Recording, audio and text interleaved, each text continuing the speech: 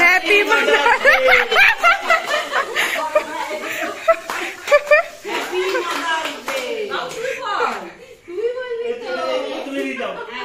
তাড়াতাড়ি কাটো,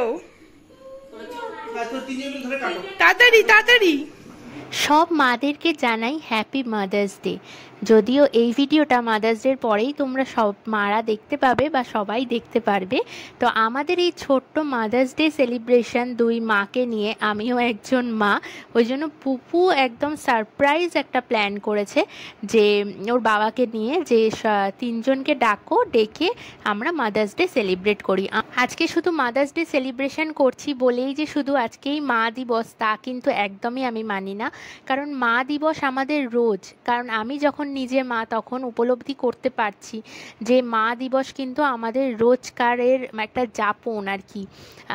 মা হয়ে ওঠা এতটা সহজ কাজ নয়, ঠিক একটা যুদ্ধের মতো। সবসময় মনে হয় যে আমরা সবসময় যেন একটা যুদ্ধে রয়েছি, কিভাবে বাচ্চাকে মানুষ করব, কিভাবে তার সাথে তাকে একদম কোন পদে পৌঁছে দেব, কিভাবে একটা ভালো মানুষ করে তুলব, এই চিন্তা কিন্তু প্রত্যেক মায়ের মনে সর্বদা চলতে থাকে।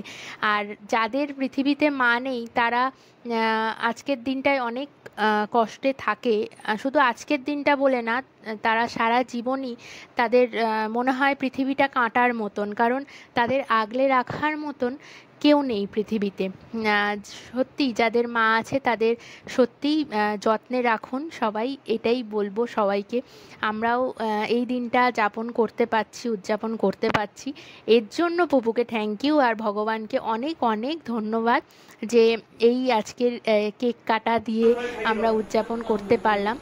আর আজকে পুপুই সব অ্যারেঞ্জমেন্ট করেছে, পুপু আর পুপুর বাবা মিলে। এখানে হচ্ছে রাতের খাওয়া দাওয়া, ওই যে বললাম যে সবাই মিলে একসাথে একটু মুহূর্ত যদি কাটাতে পারি এটাই স্মৃতি হয়ে রয়ে যায় মনের মধ্যে, আর কিছুই না। সবাইকে গুড